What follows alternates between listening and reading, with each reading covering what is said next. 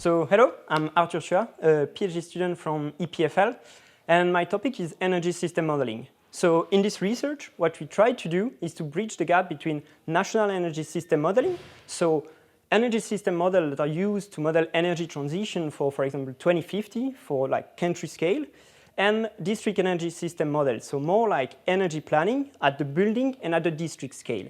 So the national energy system model, they are very coarse and like optimize very broadly the transition, and the district model, they optimize how to fulfill like the energy services at the building scale, which energy to use, and how to use the energy technology throughout the year. Why we do that is because when we model national energy system transition, we don't account for local optima. So we don't account for the optimal solution that individual would have at the building scale and how they would behave, and those might be different than the global optimal. So we did that by doing a soft link between the two models, and the methodology that we employed is that we used the built environment of Switzerland, and we are able to identify typical districts throughout the whole Switzerland. And for each of those districts, we created a combination of technical solutions. And we did that by applying a global sensitivity analysis, mainly based on energy carrier price, because those are the parameters that have the most influential on the technical solution. And then we use a clustering approach to reduce the amount of solution that we get. Once we have basically defined a collection of archetypes for the district, and for each of those districts, we have defined a technical catalog of solutions, we implement that into our national energy system model. And this national energy system model, it accounts for the demand of households, services, industry, and transport. So therefore, the built environment will fulfill the demand of the services and the household.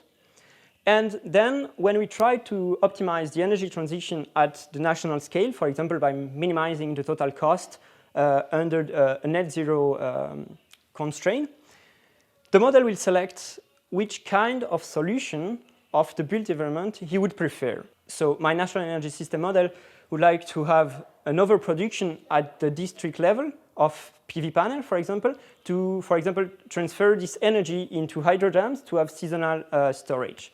And therefore, we are able to really see the national optimal and also the local optima, because, for example, some kind of district cannot overproduce because they have constraint on, I don't know, for example, self-consumption, or they don't have access to the gas grid, or have an electricity grid that is not strong enough to overproduce.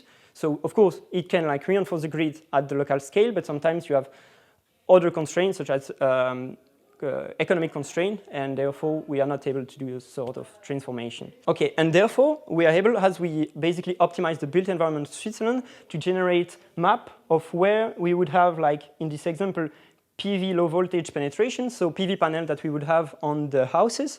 And what we see is that naturally we have an installation of PV where people live, but we see that the density of PV penetration is lower in city center because we have some more constraint on, like, I mean, for grid constraint, for example. But we see that a lot of this PV penetration is located on the plateaus, basically where people live.